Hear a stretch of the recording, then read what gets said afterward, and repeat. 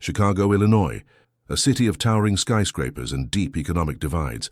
Among the gleaming corporate structures that define the downtown skyline, the 70-floor Bennett Tower stands as a testament to the success of its namesake. Bennett Global Communications, one of the nation's fastest-growing media conglomerates. If this story seems impactful, wait until you see what we'll publish next week. Subscribe now to not miss any of our justice stories and life lessons. Activate all notifications. On the uppermost floor of this architectural marvel, behind doors that few employees ever pass through, lies the executive suite of Richard Bennett, founder and CEO of Bennett Global. At 52, Richard exemplifies the modern American success story. Harvard Business School graduate, former Wall Street executive, and now the visionary behind a $30 billion media empire that spans television networks, digital platforms, and emerging technologies. Have you ever wondered how a single moment of unguarded arrogance can destroy a career built over decades? This story will show you how the mask of civility worn by the powerful can slip in private, and how technology ensures that in today's world, nothing truly remains private for long. Subscribe now and hit the bell for more stories that will make you reflect on power, privilege, and accountability in our digital age. Subscribe right now and hit the bell. This story will leave you breathless and show you how karma can strike when you least expect it. Don't miss our next video. Like and share. The morning of September 15th began like any other for Richard Bennett. His chauffeur-driven Maybach delivered him to the private entrance of Bennett Tower at precisely 7:15 a.m. The security team greeted him with practiced deference as he made his way to the executive elevator that would whisk him directly to the 70th floor, bypassing the thousands of employees already at work in the building that bore his name. As the elevator doors opened to the executive floor, his chief of staff, Jennifer Chen, was waiting with his meticulously prepared morning brief. "Good morning, Mr. Bennett," she said, falling into step beside him as they walked the plushly carpeted hallway toward his office suite. "Your 8 a.m. interview with Bloomberg is confirmed. They'll be setting up in the main conference room. Marketing has prepared the key talking points about the Quickstream acquisition, and legal has approved the language regarding the regulatory approval process." Richard nodded, scanning through emails on his smartphone. "What's our stock doing pre-market?" "Up to 3% on the acquisition news. Analysts are responding positively." "And the protesters?" he asked, referring to the small but persistent group that had been demonstrating outside Bennett Tower for the past week, opposing the company's recent layoffs at one of its regional television stations. Jennifer's expression tightened slightly. "Still there, but security has ensured they remain across the street. PR is monitoring social media activity. Make sure they stay out of the camera shots when the CNBC crew arrives for the afternoon segment," Richard instructed as they reached his office. "Last thing we need is protesters in the background while I'm discussing our growth strategy." His office occupied the entire northwest corner of the building, offering commanding views of the Chicago skyline and Lake Michigan beyond. The space was a careful blend of power and taste, custom mahogany furnishings, original artwork from established contemporary artists, and technology so seamlessly integrated it was almost invisible. "Your breakfast is ready," Jennifer noted, gesturing to the small dining area where his usual morning meal awaited. An egg white omelette with spinach, fresh berries, and a green smoothie prepared according to his nutritionist's specifications. "Thank you. Give me 30 minutes to review the acquisition documents before the Bloomberg team arrives." As Jennifer departed, Richard settled behind his desk, activating the multiple screens embedded in its surface with a gesture. The Quickstream acquisition was the crowning achievement of his year-long strategy to dominate the streaming media landscape.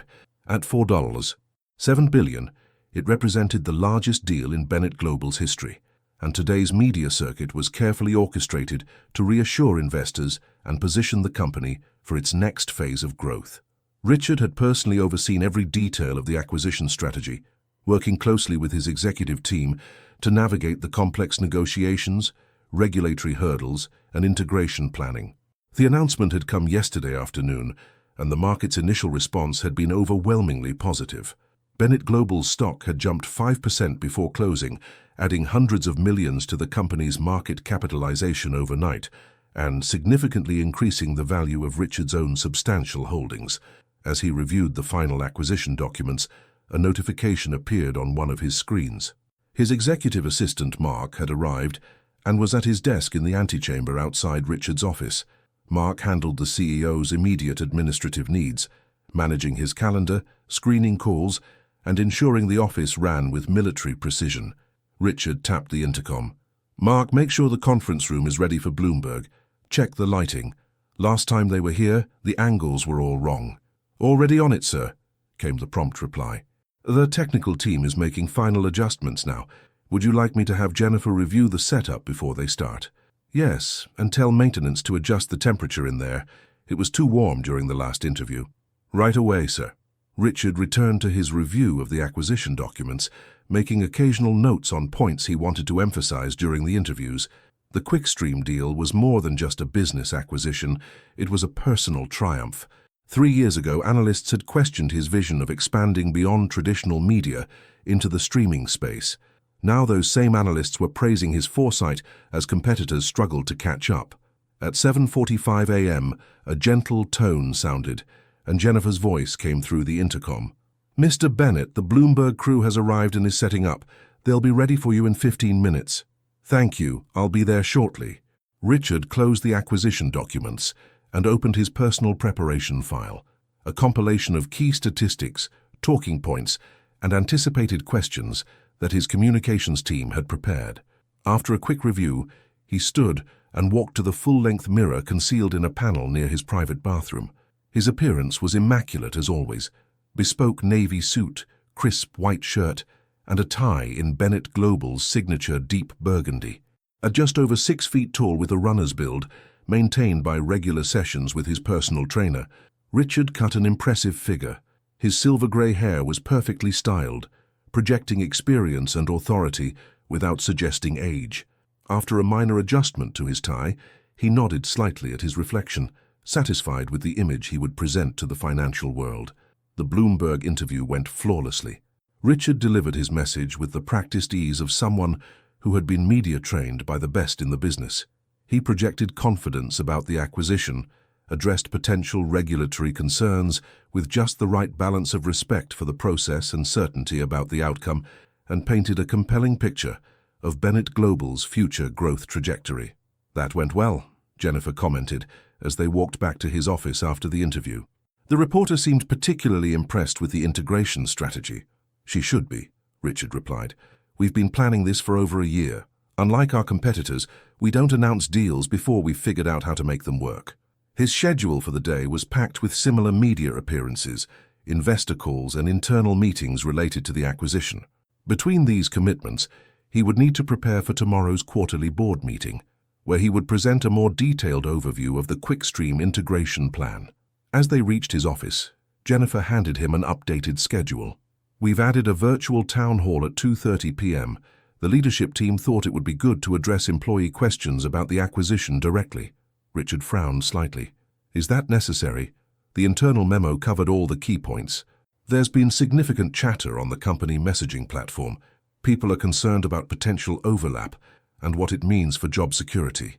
"Fine," Richard conceded, though his tone suggested it was an unwelcome addition to his already full day.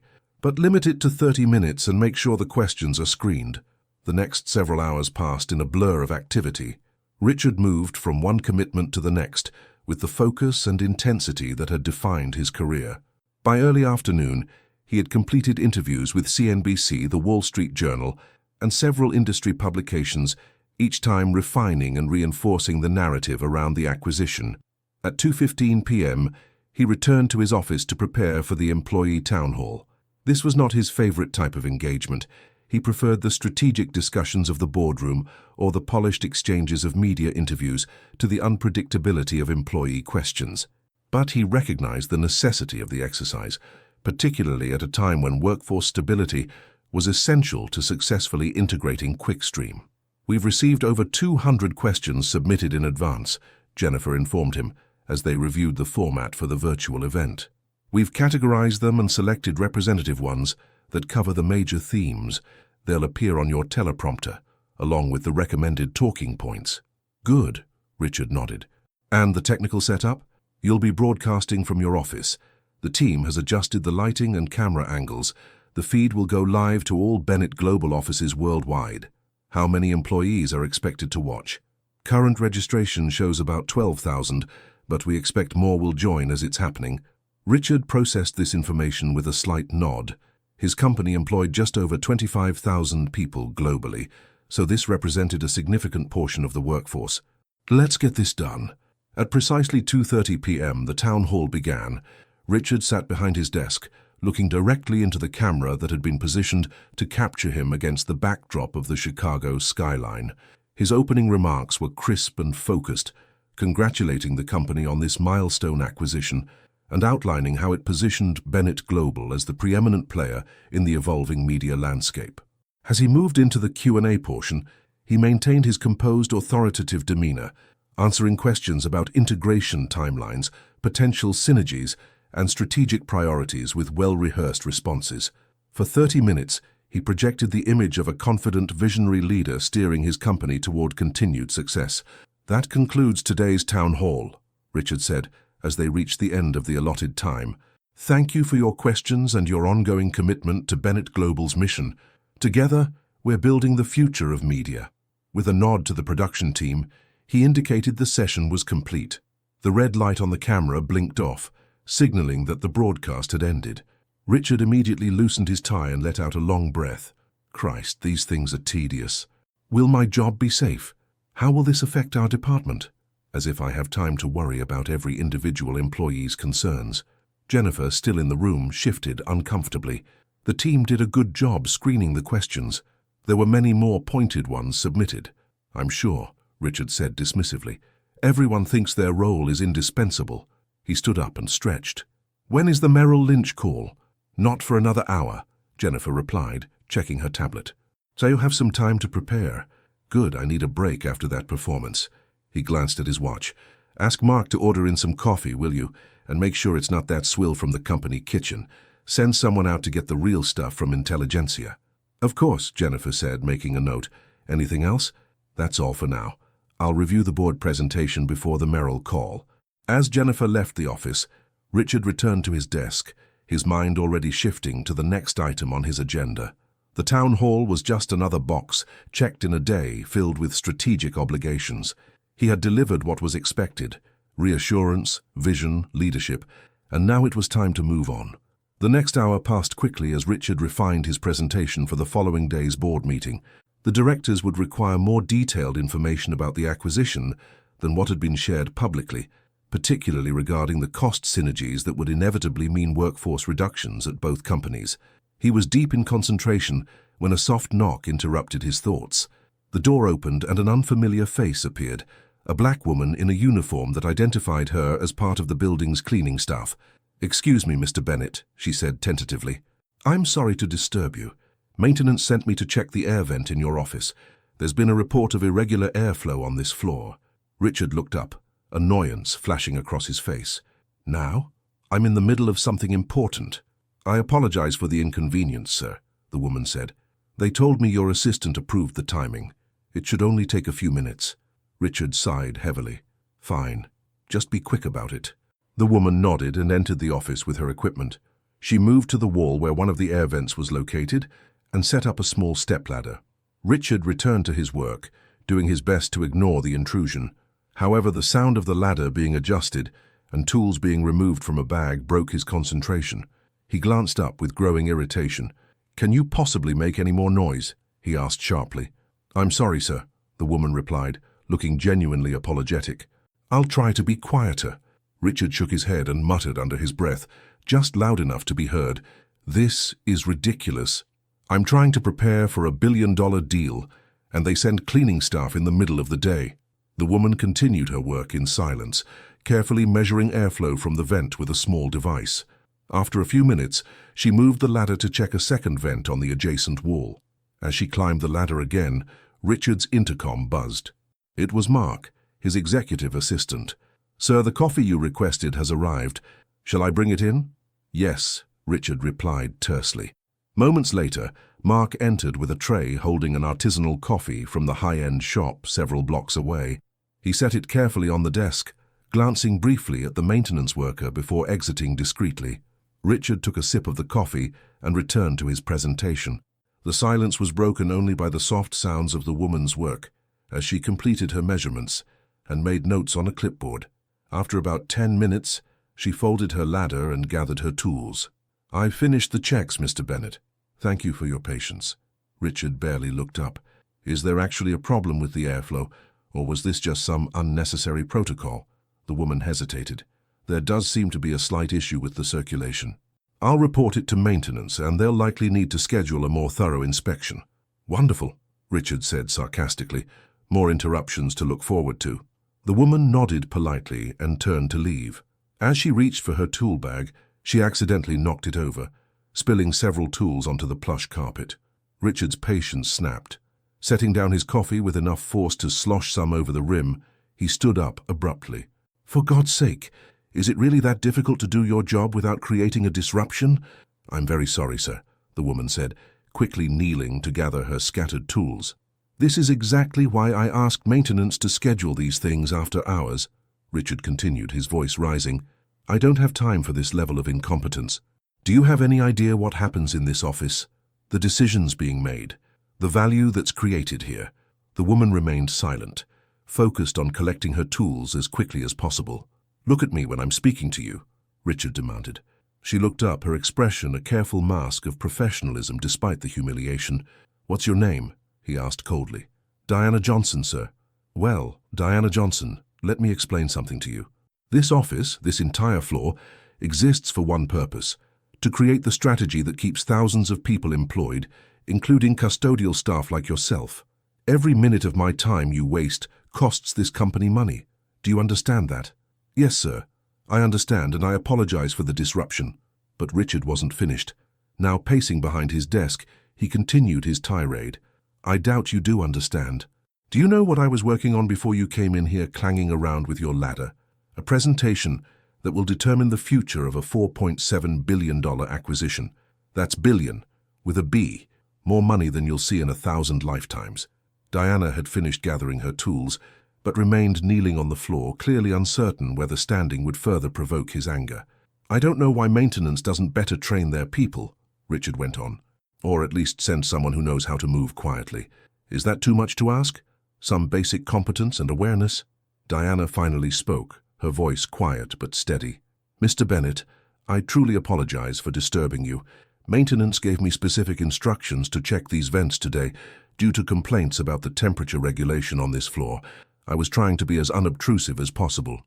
"Well, you failed spectacularly," Richard retorted.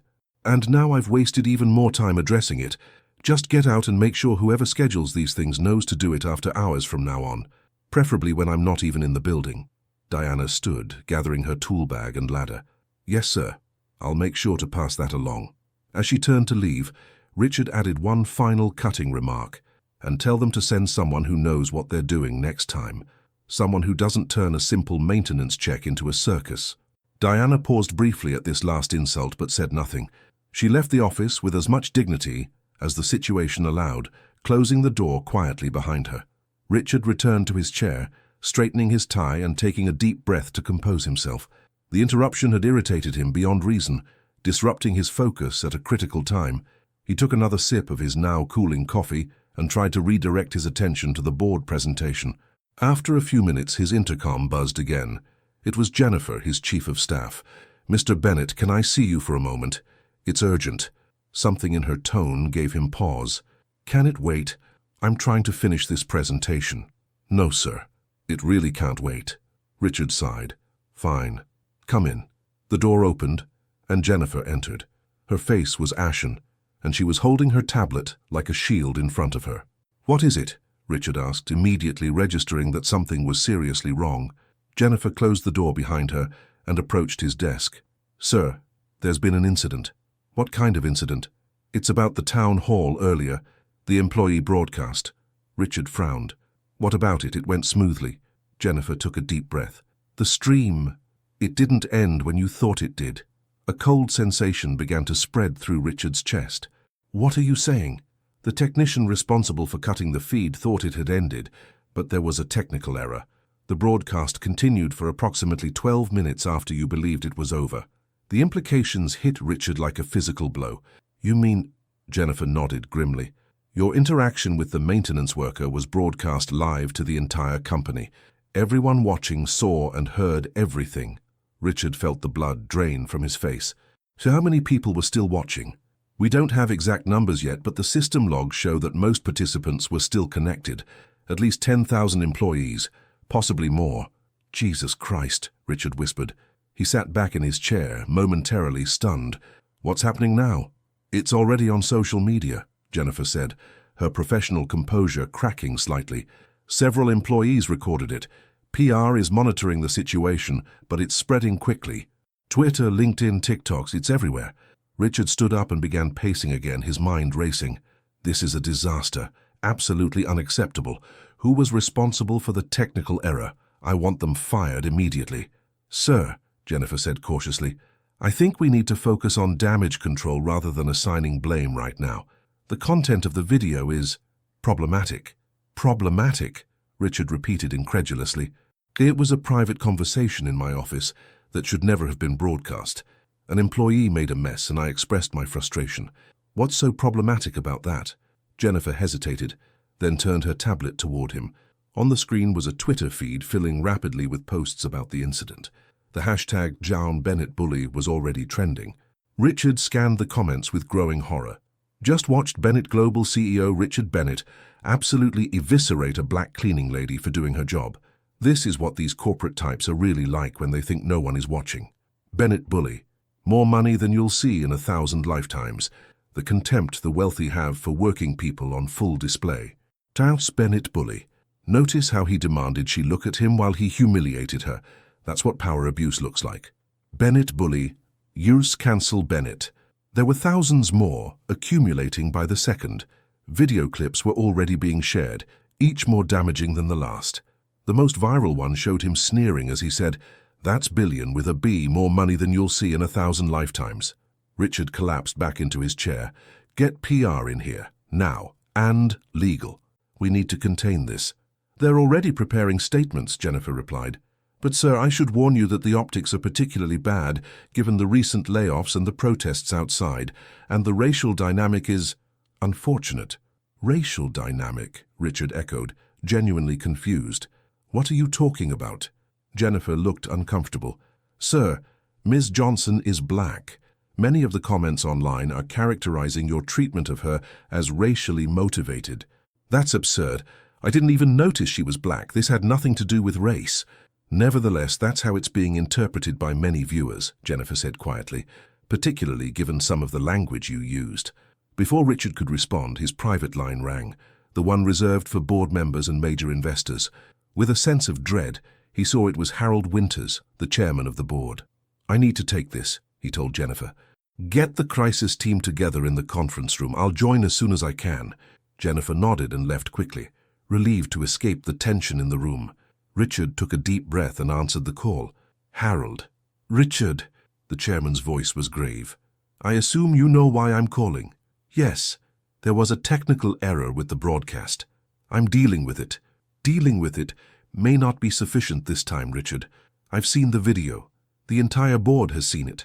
We've called an emergency meeting for 5 p.m. Richard felt a surge of panic. Harold, this is being blown completely out of proportion. It was a private moment of frustration that should never have been public. You know how critical this week is with the Quickstream acquisition. That's precisely the problem, Harold replied. The timing couldn't be worse. The stock is already down 3% since the video went viral, and it's still falling. Investors are concerned, partners are distancing themselves, and the media is having a field day. So we do damage control, Richard insisted. Issue a statement. Make a donation to some appropriate cause, meet with employee representatives.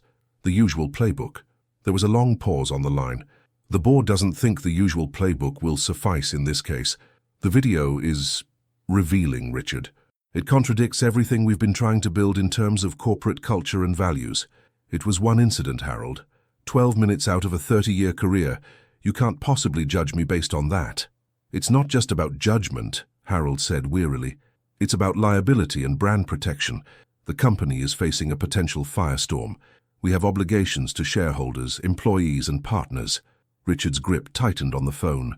What exactly are you saying? I'm saying you should prepare for a difficult conversation with the board and you might want to have your personal attorney present." The implication was unmistakable. "You can't be serious. You want me to step down over this?"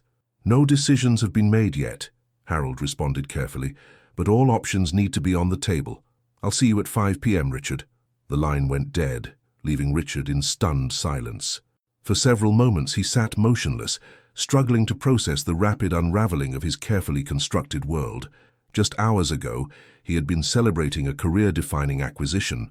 Now, his entire legacy was in jeopardy. A knock at the door interrupted his thoughts. It was Mark, his executive assistant. "Sir, the crisis management team is assembled in the conference room, and there are reporters gathering in the lobby. Security is asking how to handle them." Richard stood up, straightening his jacket and tie mechanically. "Tell security to issue no comments and ensure no one gets up to this floor. I'll join the crisis team now." As he walked toward the conference room, his phone buzzed continuously with notifications. He glanced down to see text messages from fellow CEOs, friends, family members, all having seen the video, all expressing some variation of concern or disapproval. The conference room fell silent as he entered. Around the table sat his top executives, along with representatives from legal, PR, and human resources. Their faces told him everything he needed to know about the severity of the situation. "Let's get straight to it," Richard said, taking his seat at the head of the table. "What are we dealing with and how do we fix it?" Melissa Rodriguez, the chief communications officer, cleared her throat. "Sir, the video has gone viral across all platforms. Traditional media has picked it up as well. CNN, MSNBC, Fox News, they're all running with it. Current social media impressions are over 15 million and climbing rapidly." "What's the content of the coverage?" Richard asked. "It's being framed as a mask-off moment," Melissa replied carefully. "A revelation of how corporate executives really view working-class employees, particularly minorities. Your comments about her lifetime earnings compared to the acquisition price have become particularly problematic. The racial component is dominating the narrative," added James Wilson, the chief diversity officer. "Phrases like, 'look at me when I'm speaking to you,' are being characterized as particularly demeaning given the historical context." Richard shook his head in frustration. "This is ridiculous. I would have reacted the same way, regardless of who it was." "With respect, sir," James continued, "perception is reality in these situations, and the perception is overwhelmingly negative." "What about legal exposure?" Richard asked, turning to the general counsel. "Multiple fronts," replied Sarah Goldstein, looking grim. "Potential hostile workplace claims, discrimination concerns, but the more immediate issue is the impact on the Quickstream acquisition. Their board has called an emergency meeting as well. There's language in the agreement about material adverse events, including reputational damage." Richard felt a cold knot forming in his stomach. "Are you saying the acquisition is in jeopardy?" "It's a distinct possibility," Sarah confirmed. "Their stock is up 2% since the video went viral. The market is speculating that they might walk away from the deal." "What about Ms. Johnson?" Richard asked suddenly. "The maintenance worker. Where is she now?" An uncomfortable silence fell over the room. "She left the building shortly after the incident," Jennifer finally answered. "HR has tried to contact her, but she hasn't responded." "We need to reach her," Richard insisted. "Offer her, I don't know, compensation, an apology, whatever it takes." "We're trying, sir," said the HR director, "but it may be complicated. We've learned that she's not actually a Bennett Global employee. She works for the building management company, Cloudreach Properties. She was subcontracted to handle specialized maintenance issues." Richard ran a hand through his perfectly styled hair, disheveling it for perhaps the first time in years. "This just keeps getting better," he muttered. "So we don't even have a direct employment relationship with her?"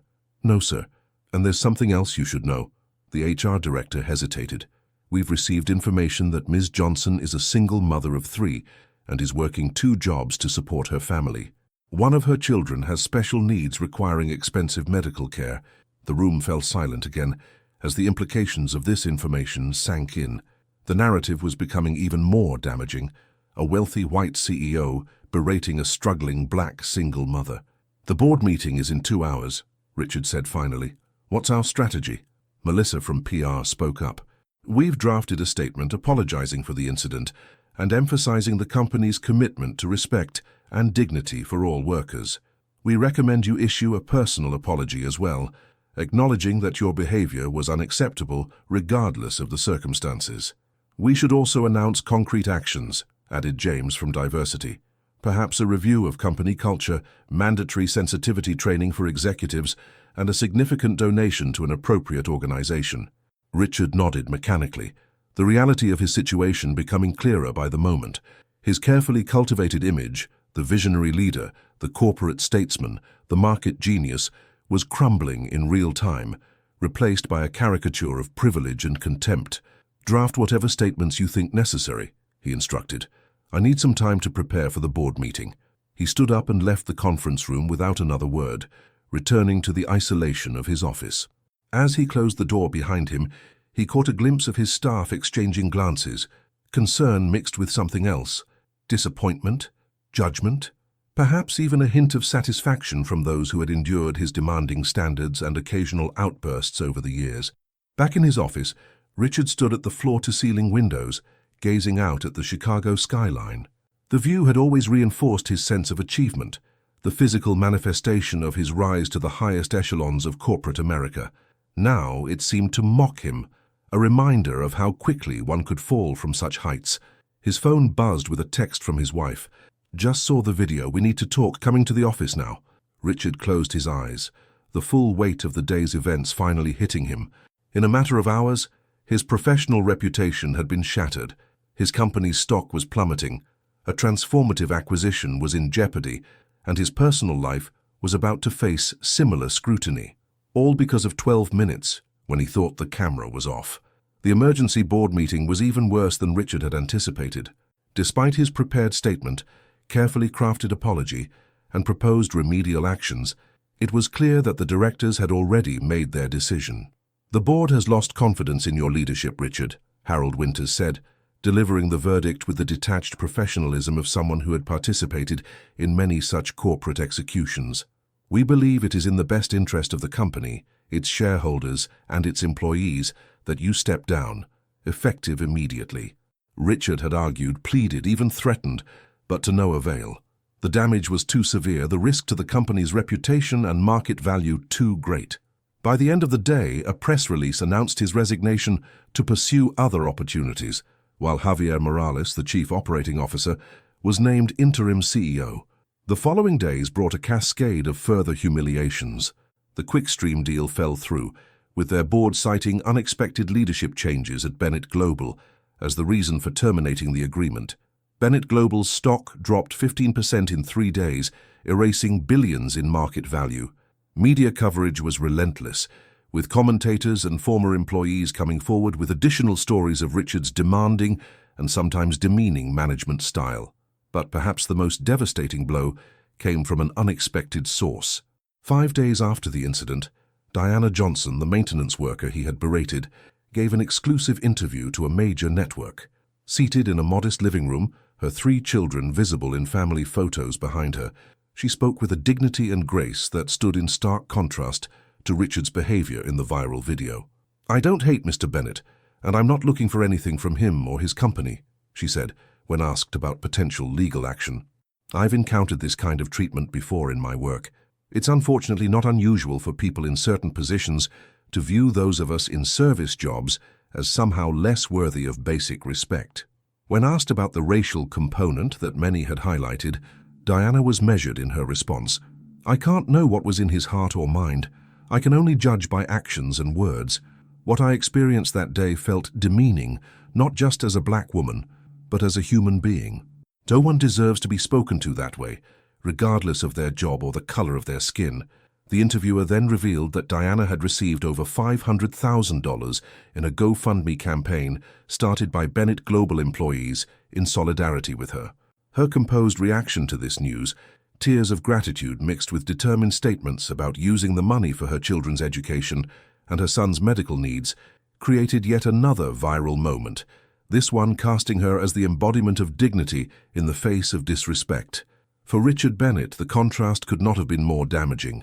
His carefully crafted image as a visionary business leader had been permanently replaced by that of the arrogant executive who belittled a cleaning lady when he thought no one was watching.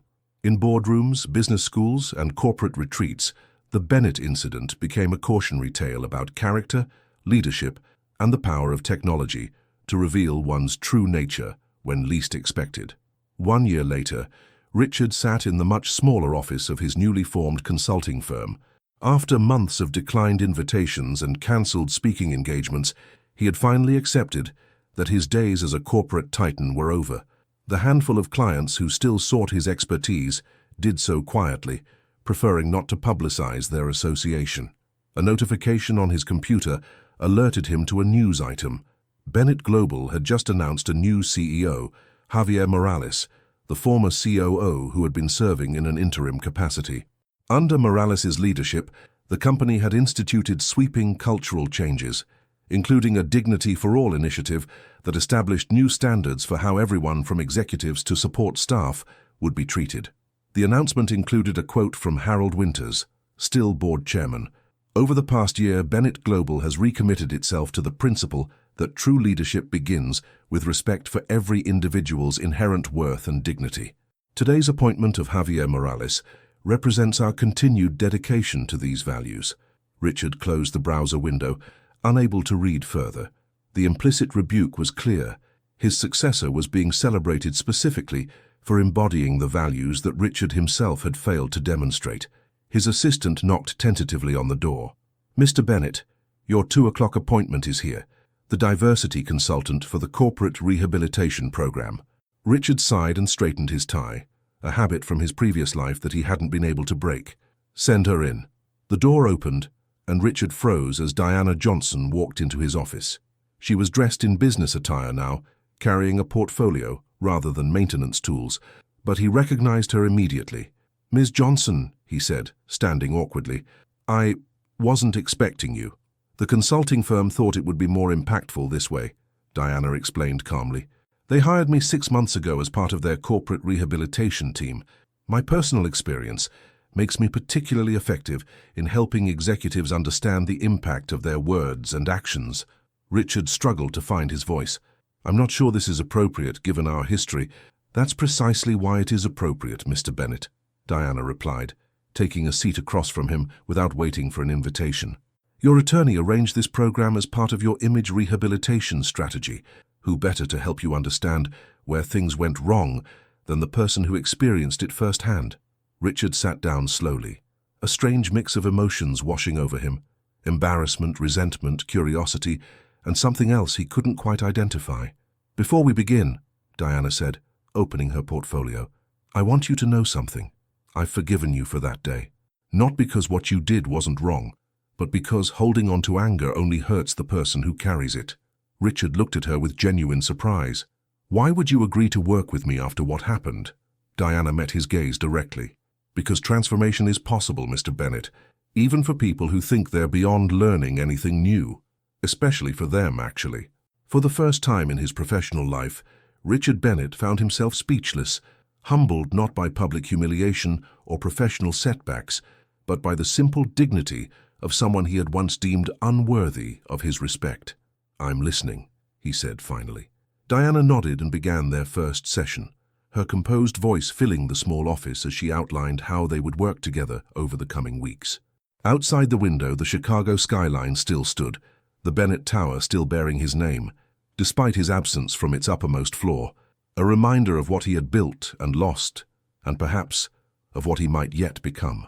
5 years later, the community center in South Chicago buzzed with activity as volunteers prepared for the afternoon's career development workshop.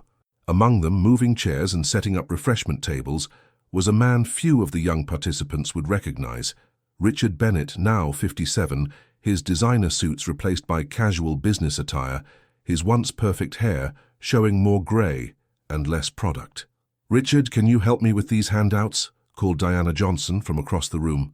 Now the executive director of Pathways to Dignity, a non-profit she had founded with a portion of her GoFundMe money and subsequent speaking fees, Diana had built an organization dedicated to workplace respect and opportunity for service industry workers. "Coming," Richard replied, finishing the arrangement of chairs before walking over to help. Their unlikely partnership had evolved over the years, moving from formal rehabilitation sessions to cautious collaboration, and finally to something resembling friendship. For Richard, working with Diana's organization had become a form of atonement, not just for his treatment of her, but for years of viewing certain categories of workers as somehow less valuable or deserving of respect. "Nervous about your talk?" Diana asked as they organized materials together. Richard shrugged. "Always am. Easier to talk to a room full of Wall Street analysts than 20 kids who've seen the video of you at your worst." "They're not here for that," Diana reminded him. "They're here because your experience, the fall and what came after, has value. Not many people get to see both sides of power and privilege so completely." The workshop was part of Pathway's signature program, bringing together young people from disadvantaged communities with business leaders for honest conversations about workplace dynamics, implicit bias, and career advancement. Richard's role had evolved from reluctant participant to committed advocate, his painful experience serving as a powerful object lesson in how character ultimately defines legacy more than accomplishments. As the participants began to arrive, mostly Black and Latino youth between 16 and 21, Richard observed them with a perspective that would have been unimaginable to his former self. He saw potential, resilience, and ambition where once he might have seen only socio-economic statistics or diversity quotas. "Everyone, please take your seats," Diana called, bringing the room to order. "We're honored today to have Richard Bennett joining us again. Many of you know his story, either personally or through social media. What happened 5 years ago could have been just another viral moment of public shaming. Instead, it became the beginning of a different kind of story, one about accountability, growth, and the possibility of genuine change." Richard stepped forward, surveying the young faces before him, some curious, others skeptical, all deserving of the respect he had once reserved for those he considered peers. "Thank you, Diana," he began. 5 years ago, I thought I had all the answers. I had built a multi-billion-dollar company, been featured on magazine covers, and was about to close the biggest deal of my career. I measured success in stock prices, market share, and the square footage of my office. He paused, making eye contact with several participants. Then, in 12 minutes, when I thought no one was watching, I revealed my true character, and it wasn't pretty. I humiliated someone doing essential work because I considered her role less valuable than mine. I used my power to make someone else feel small because I could, and I did it all without considering for one moment how my words and actions might impact another human being. The room was silent, all eyes on the former CEO whose fall from grace had become a cultural touchstone. Those 12 minutes cost me my company, my reputation, and my identity as I had defined it. But they also gave me something invaluable, the opportunity to recognize how deeply flawed my measure of success had been. Richard gestured toward Diana. "I'm here today because of this extraordinary woman's capacity for forgiveness and her belief that people can change when they're willing to do the hard work of examining their biases and privileges. My journey is far from complete, but I can tell you this with absolute certainty. True dignity isn't found in corner offices or media acclaim. It's found in how we treat others, especially those we perceive as having less power than ourselves." As the workshop progressed, Richard shared practical insights from his corporate experience while acknowledging the structural barriers many in the room would face. He didn't pretend to fully understand their challenges or position himself as their savior. Instead, he offered what he had learned about the often unwritten rules of professional advancement, while emphasizing that those rules themselves needed to change. During the Q&A session, a young woman in the back raised her hand. "My mum works as a hotel housekeeper," she said. "She's treated the way you treated Ms. Johnson all the time. Nothing ever happens to those people because there's usually no camera running. What would you say to them?" Richard nodded, appreciating the directness of the question. "I would say that treating anyone with less than full respect diminishes not just the person being mistreated, but the person doing the mistreating. I would tell them that one day the way they've made others feel will matter more to them than any deal they've closed or dollar they've earned. And I would hope they don't need to lose everything, as I did, to learn that lesson." After the workshop concluded, as participants networked over refreshments, Diana approached Richard. "That was good," she said, "especially the answer to Tasha's question about her mother. You've come a long way from the man in that video." "Thanks to you," Richard acknowledged, "though I still have my moments of reverting to old patterns. My assistant would confirm that." Diana smiled. "Growth isn't linear. The point is to keep moving in the right direction. She hesitated, then added, "Have you seen the news about Bennett Global?" Richard nodded. The company he had founded, now under Javier Morales' leadership, had recently been recognized as one of the country's best workplaces for diversity and inclusion. The stock had fully recovered from the Bennett incident and reached new highs following a successful acquisition, ironically, of a company similar to Quickstream. "They're doing well," he said simply. "Better than they would have under my leadership, I suspect." "That must be difficult to acknowledge." "It was at first," Richard admitted, "but there's a certain freedom in recognizing that your absence can sometimes be more valuable than your presence. My greatest contribution to Bennett Global might have been leaving it, allowing someone with a better vision of leadership to take over." As they walked together toward the exit, Diana said, "The Foundation is considering expanding the Pathways program nationally. We could use someone with your corporate development experience on the advisory board." Richard looked at her with surprise. "You're offering me a formal role, even knowing how some donors might react to my involvement?" "5 years is a long time," Diana replied. "Your story has evolved from a cautionary tale to something more nuanced. Besides, who better to help build bridges between corporate America and the communities we serve than someone who's lived on both sides of the divide?" Outside the community center, they paused on the sidewalk. The South Chicago neighborhood was a world away from the gleaming downtown towers where Richard had once commanded an empire. Yet standing there, he felt something his former self might have found incomprehensible, a sense of purpose unconnected to profit margins or market dominance. "I'd be honored to serve on your advisory board," he told Diana, "though I suspect I'll continue to learn more than I contribute." Diana smiled. "That's how growth works for all of us." She extended her hand formally. "Welcome to the team, Richard." As they shook hands, Richard reflected on the strange, humbling journey that had brought him here. 12 minutes of unguarded arrogance, captured and broadcast around the world, had stripped away everything he once valued. In its place had emerged something he never knew he needed, the opportunity to redefine success, not by what he possessed or controlled, but by how he affected the lives of others. "Same time next week?" Diana asked as they parted. "I'll be here," Richard promised. And unlike the man in that infamous video 5 years earlier, he meant every word. The end. In the years that followed, Richard became a sought-after speaker on corporate ethics, leadership responsibility, and workplace dignity. Not as a self-proclaimed expert, but as someone whose public failure and subsequent redemption offered unique insights into the human cost of toxic corporate cultures. The Pathways to Dignity program expanded to 15 cities across the country, with Richard playing a key role in securing funding and corporate partnerships. Each expansion brought Diana's vision to new communities, while deepening Richard's understanding of systemic inequalities he had once been blind to. On the 5th anniversary of the viral incident, a major business publication approached Richard for an in-depth interview about his journey. The resulting profile, titled "The Camera Was On: How 12 Minutes of Viral Infamy Transformed Richard Bennett," became required reading in business ethics courses nationwide. "What would you say to the Richard Bennett of 5 years ago if you could speak to him?" the interviewer had asked. Richard considered the question carefully.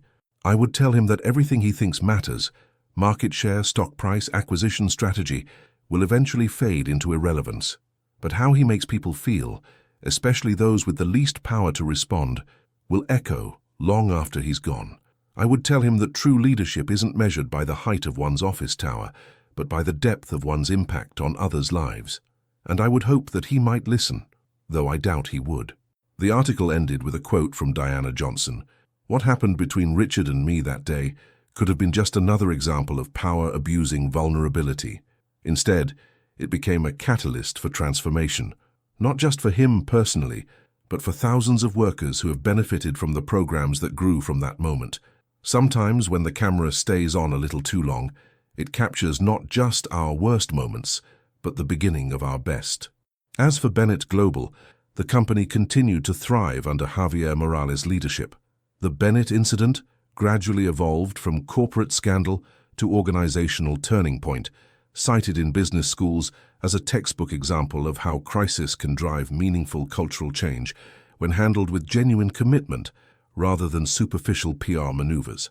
The real legacy of Richard Bennett turned out to be not the tower bearing his name or the media empire he had built, but the unexpected path he forged after his fall, showing that even the most spectacular failures can lead to growth when one is willing to confront uncomfortable truths about oneself.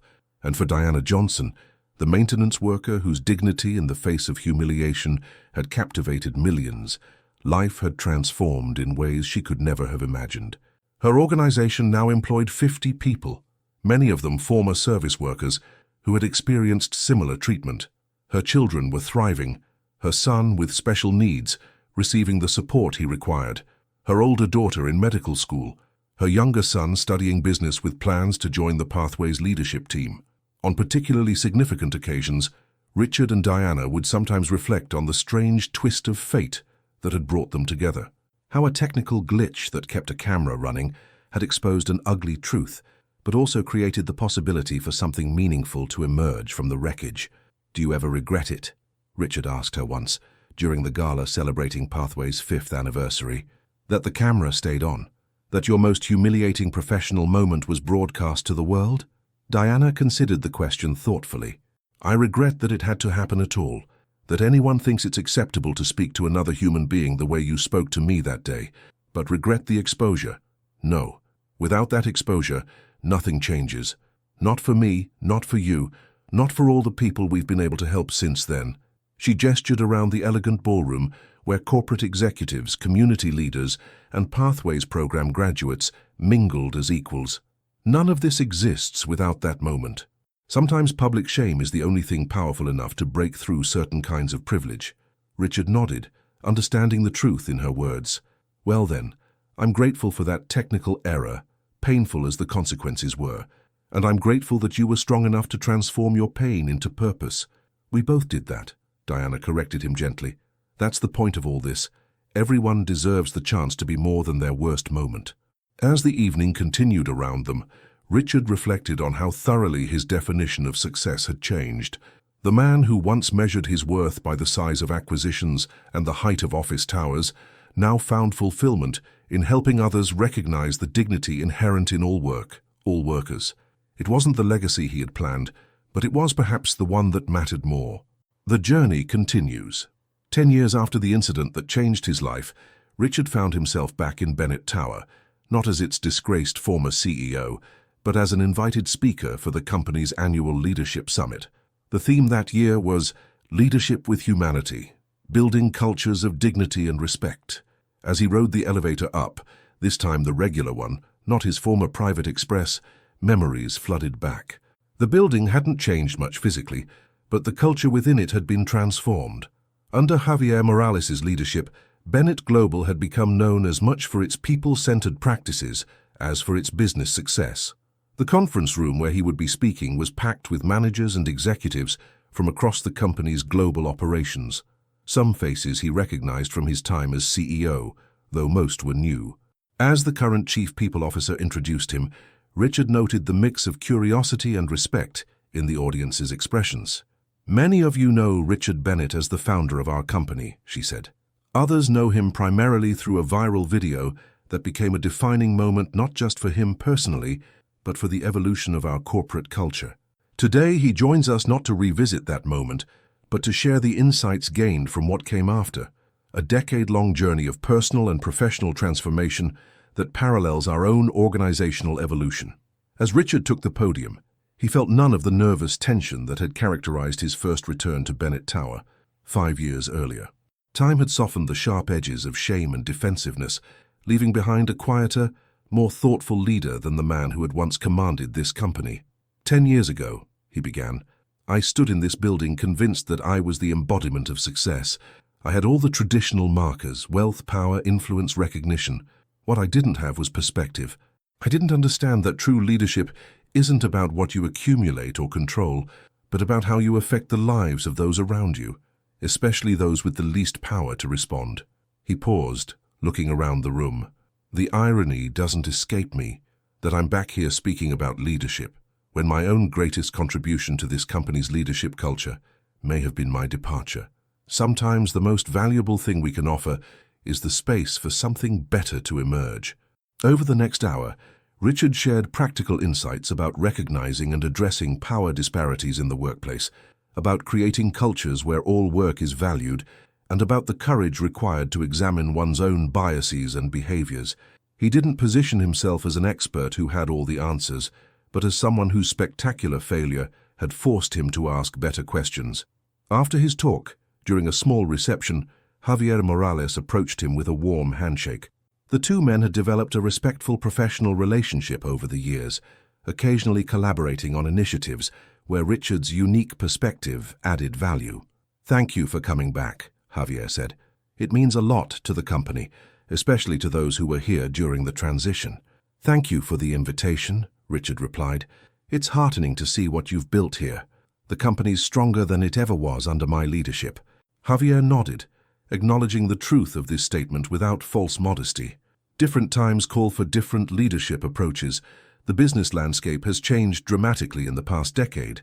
Companies that don't prioritize human dignity in their operations simply can't compete for talent anymore. "A development I wouldn't have predicted 10 years ago," Richard admitted. "None of us would have," Javier said. "But that's the nature of transformation, isn't it? Whether personal or organizational, it rarely follows the path we expect." As Richard prepared to leave the building, he took a moment to visit the 70th floor, not his former executive suite, which had been reconfigured years ago, but a section that had been converted into a collaborative workspace open to employees from all levels of the company. The spectacular views that had once been the exclusive domain of top executives were now shared by everyone. Standing by the windows looking out at the Chicago skyline, Richard felt a quiet sense of closure. The tower still bore his name, but it housed a very different kind of company than the one he had built, one that better reflected the values he had come to embrace in his own journey. His phone buzzed with a text from Diana. "How did it go?" "Well," he typed back. "Strange to be back, but good strange. Evolution is a beautiful thing to witness, even when it means leaving parts of yourself behind." Diana's response came quickly. "The best parts of you were always there, just waiting for the chance to emerge. See you tomorrow for the Boston program launch?" "Wouldn't miss it," Richard replied, smiling to himself as he pocketed his phone and headed toward the elevator. The next day found him in Boston, helping Diana prepare for the opening of the newest Pathways to Dignity Center. The organization had grown dramatically over the decade, now operating in 23 cities with a staff of over 200.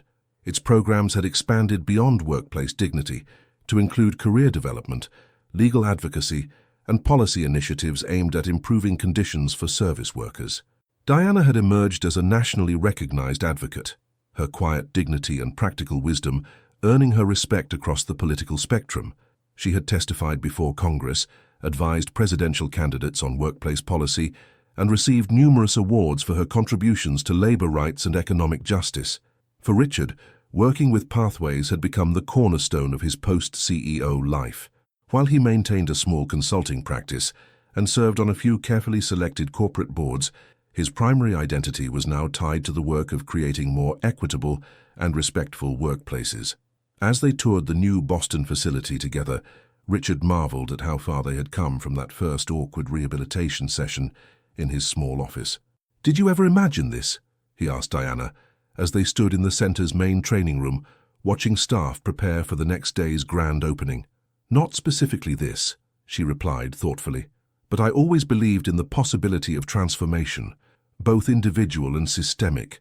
That's what kept me going through those early days, when the video was everywhere, and everyone wanted to make me either a victim or a symbol." "You managed to be neither," Richard observed. "That's one of the many things I've learned from you over the years, how to transcend the narratives others try to impose." Diana smiled. "We've learned from each other. Your business expertise has been invaluable in scaling our work, and your willingness to speak honestly about your own journey has opened doors that might otherwise have remained closed." Their conversation was interrupted by the arrival of Diana's son Marcus, now in his 20s, and serving as Pathways Director of Strategic Partnerships. Once a child with special needs whose medical care had been a constant financial struggle for his mother, he was now a poised young professional with a talent for building connections between corporate America and the communities Pathways served. "Everything's set for tomorrow," Marcus reported. "And we've got confirmations from the mayor, both senators and executives, from 12 of the region's largest employers. Press coverage is confirmed with all major outlets." "Excellent work," Diana said proudly. "And the community participants?" 40 service workers will be sharing their stories and participating in the panel discussions, Marcus confirmed. Transportation and childcare all arranged. As Marcus continued his update, Richard observed the easy rapport between mother and son, the professional respect underlying their familial bond. This, too, was part of the legacy of that fateful day when a camera had remained on, not just organizational change or personal redemption, but tangible improvements in individual lives. Later that evening, at a quiet dinner with Diana and a few key Pathways team members, conversation turned to the future. The organization was at a critical juncture, with opportunities to expand its impact nationally through policy initiatives and corporate partnerships. "We need to think about succession planning," Diana said, addressing Richard directly. "I'll be stepping back from day-to-day operations next year to focus on advocacy and writing. The board wants you to consider taking a more formal leadership role." Richard looked surprised. "Me? Are you sure that's wise? My name still carries certain associations." "That's exactly why it makes sense," Diana countered. "Your journey from CEO to advocate is powerful precisely because it wasn't voluntary. It was forced by circumstances that revealed truths you might never have confronted otherwise. That resonates with corporate leaders in a way that other messengers can't achieve." "She's right," added Marcus. "When you speak to executives about dignity in the workplace, they listen differently than they do to traditional advocates.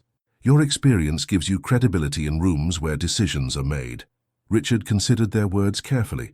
At 62, he had reached an age where many of his former peers were focusing on legacy, endowing buildings, establishing scholarships, creating foundations that would preserve their names for posterity.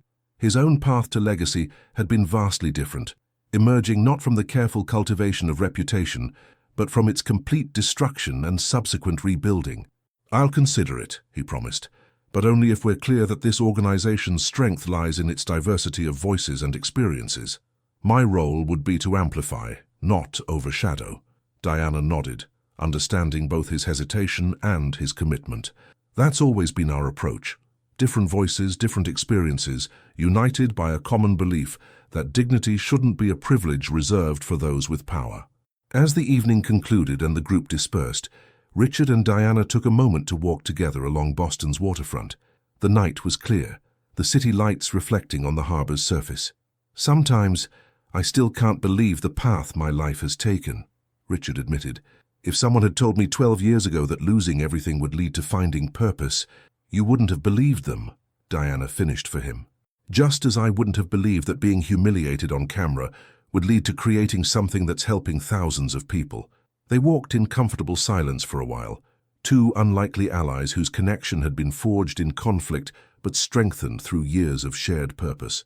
"You know," Diana said finally, "the work we've done together these past 10 years matters more than that 12 minutes ever did.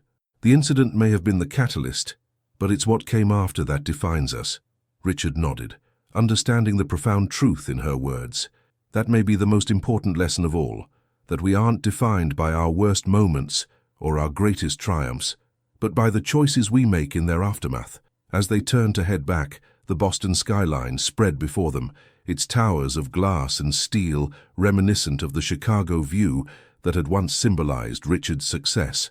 But he saw it differently now, not as monuments to individual achievement, but as interconnected spaces where countless lives intersected daily, where dignity either flourished or withered, depending on the small choices made by those with power.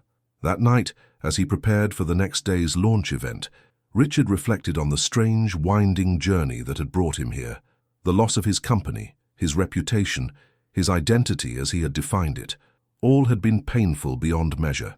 Yet they had also been necessary for him to discover what truly mattered. Not the tower that bore his name, but the lives he touched along the way. The ripple effect. 15 years after the incident that changed their lives, Richard Bennett and Diana Johnson found themselves at the White House. They had been invited to participate in a summit on workplace dignity and economic equity, a landmark gathering bringing together business leaders, labor advocates, policy experts, and service industry workers. The East Room was filled with an unlikely mix of people, corporate CEOs in designer suits, sitting alongside hotel housekeepers, restaurant servers, and maintenance workers.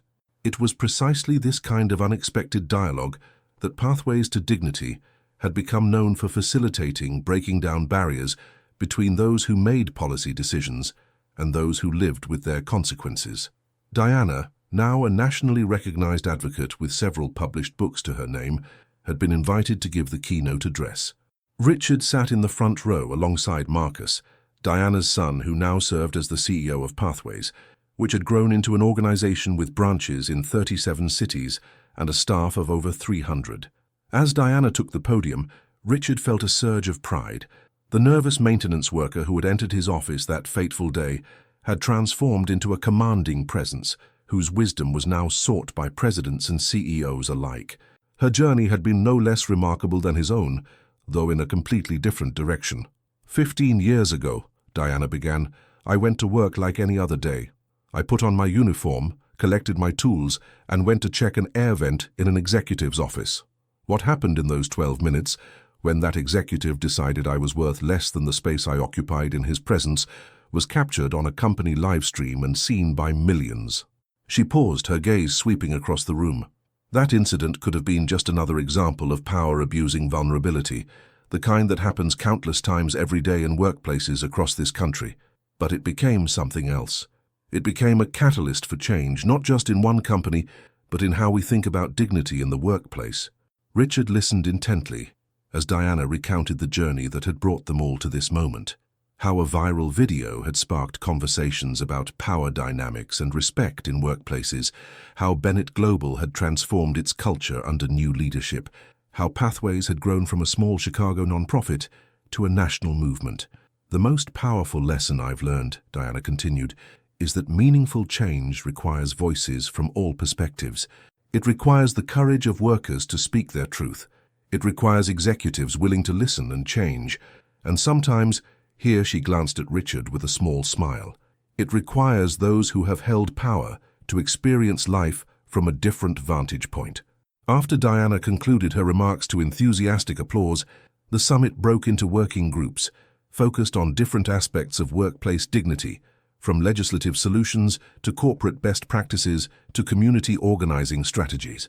Richard found himself facilitating a discussion between Fortune 500 executives and service industry workers, a role he would never have imagined for himself 15 years earlier.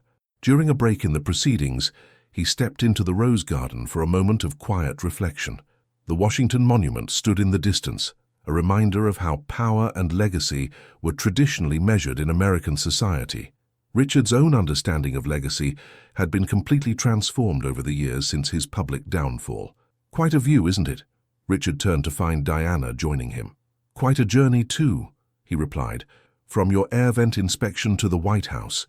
She laughed softly. And from your corner office to, well, here, but by a very different route than you planned. They stood in comfortable silence for a moment, two people whose lives had become inextricably linked through a moment of conflict that had ultimately led to collaboration and purpose.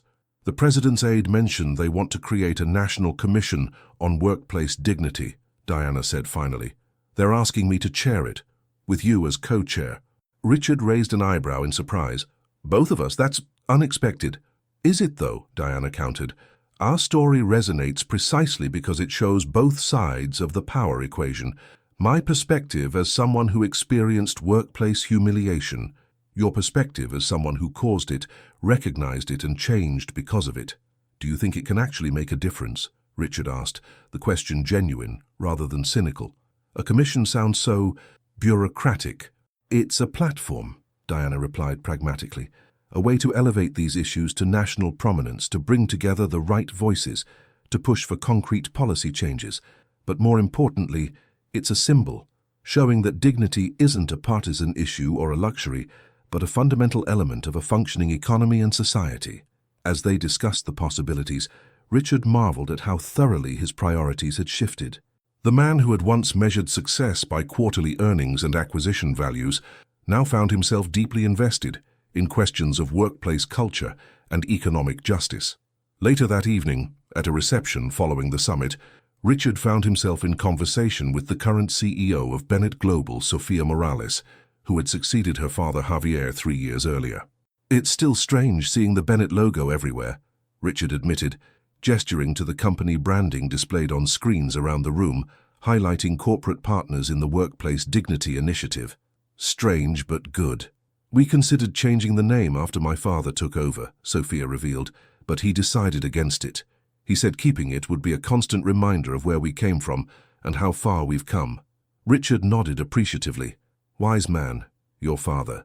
The Bennett incident is still taught as a case study in our leadership training, Sophia continued, not as ancient history, but as a living example of how culture is shaped by leadership behavior, for better or worse.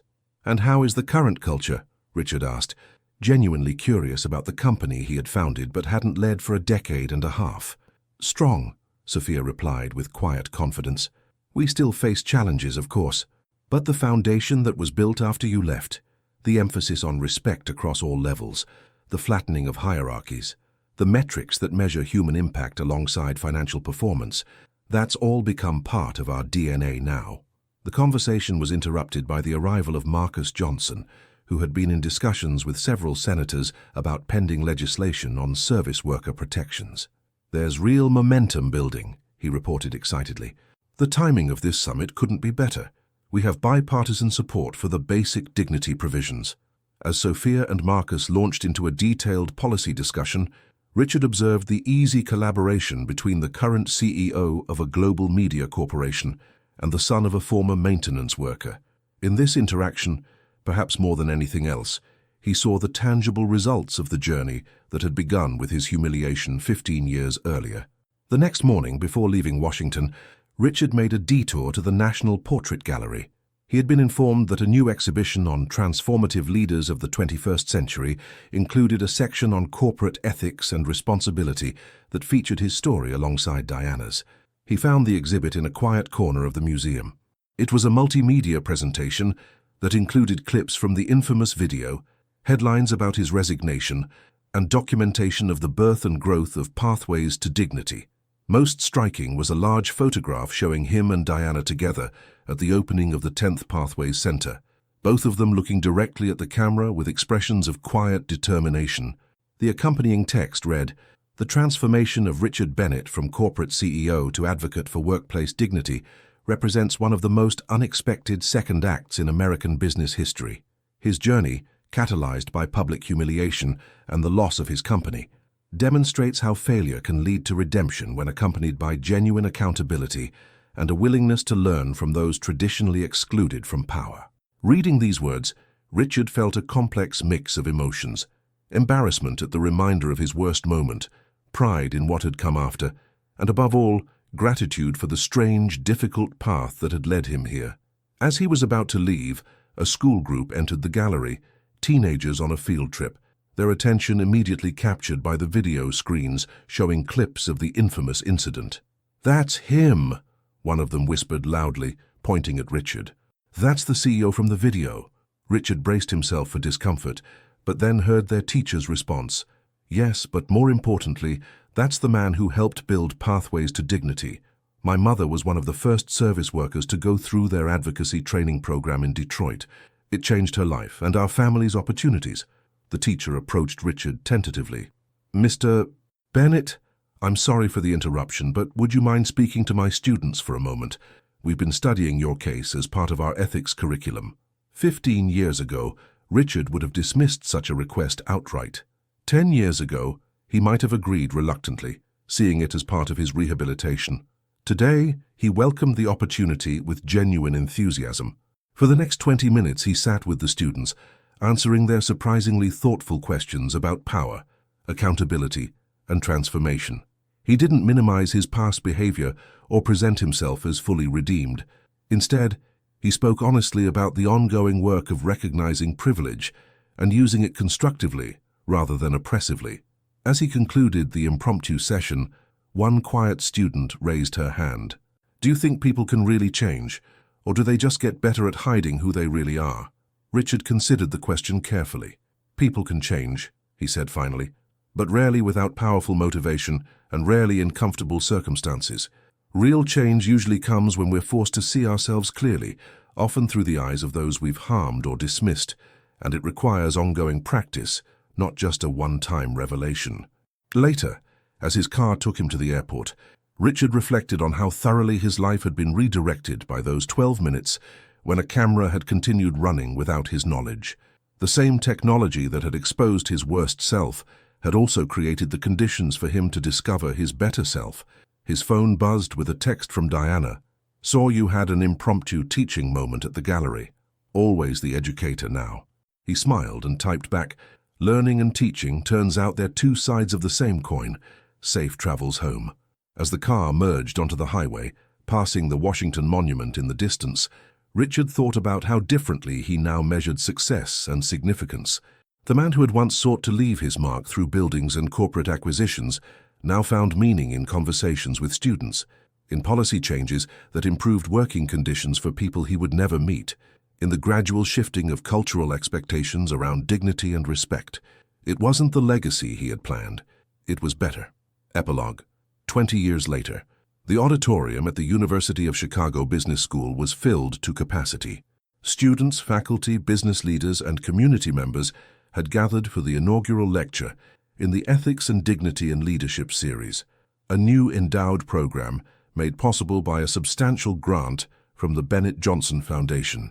At the podium stood an elderly man, his once silver hair now white, his posture slightly stooped, but his gaze still sharp and penetrating.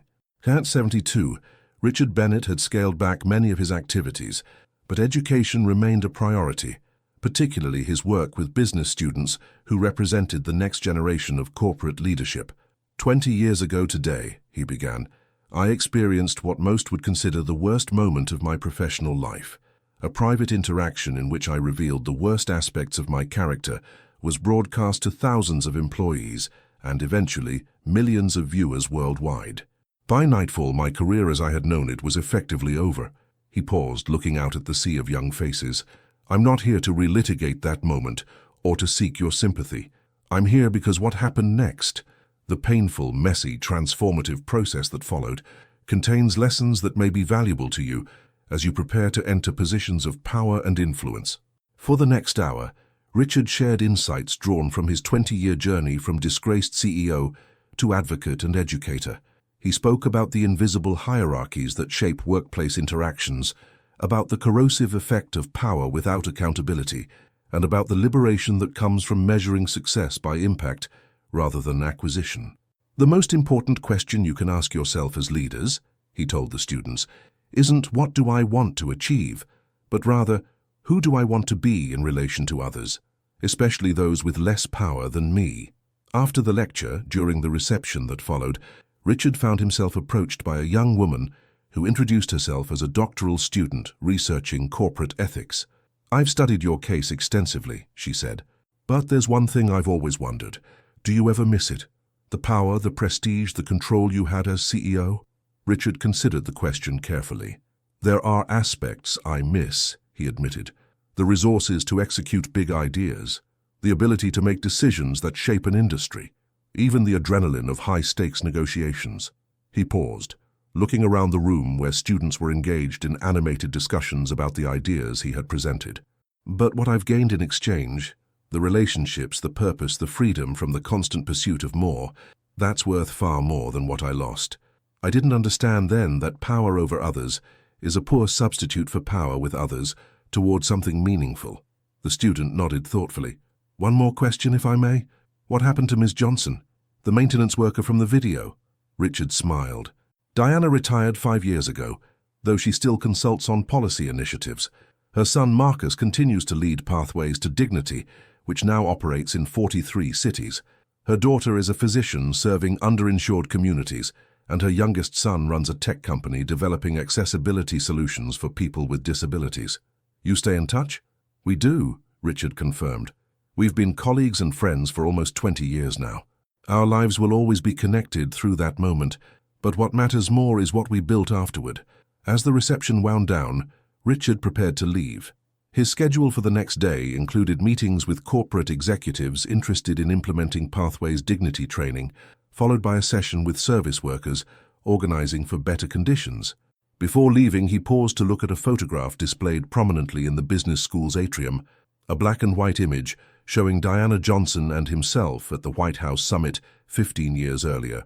The caption described them as pioneers in workplace dignity advocacy, whose unlikely partnership emerged from a viral moment of conflict. Looking at their expressions in the photograph, determined, focused, collaborative, Richard reflected on the strange and winding path that had brought him here. The moment that had seemed like an ending had actually been a beginning. The public humiliation that had seemed like a destruction of everything he valued had actually been the foundation for something more meaningful than he could have imagined.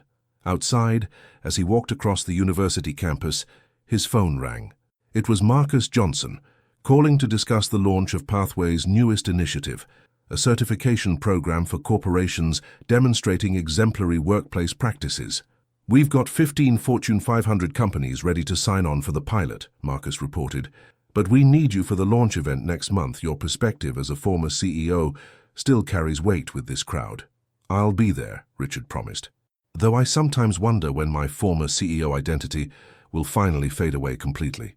Marcus chuckled. "Probably never. That's part of what makes your voice valuable, the bridge you create between worlds that rarely communicate honestly with each other." After the call ended, Richard continued his walk, enjoying the energy of the campus around him. Young people hurried between classes, their conversations animated, their futures still unfolding before them. He wondered how many of them would find themselves in positions of power one day, making choices about how to treat those with less status, less visibility, less voice. He hoped some of them might remember his story, not as a cautionary tale about the dangers of being caught on camera, but as evidence that transformation is possible, that character isn't fixed, that how we treat others ultimately shapes not just their lives, but our own. 20 years after 12 minutes of viral humiliation had changed the course of his life, Richard Bennett had come to understand that true legacy isn't found in what we accumulate or control, but in how we affect the lives of others, especially those we might once have deemed unimportant. It was a lesson he continued to learn and relearn every day, a journey without end, but with purpose beyond anything he could have imagined in his corner office atop Bennett Tower all those years ago. Have you ever judged someone based solely on their job or social position? Have you treated people in service roles differently than those you consider your equals or superiors? This story reminds us that character is revealed most truthfully in how we treat those with less power than ourselves, and that in today's connected world, private behavior can become public in an instant. If you enjoyed this story, don't forget to subscribe and hit the bell for more content that will make you reflect on power, privilege, and accountability in our digital age. And remember, sometimes the most important growth comes through our most painful mistakes.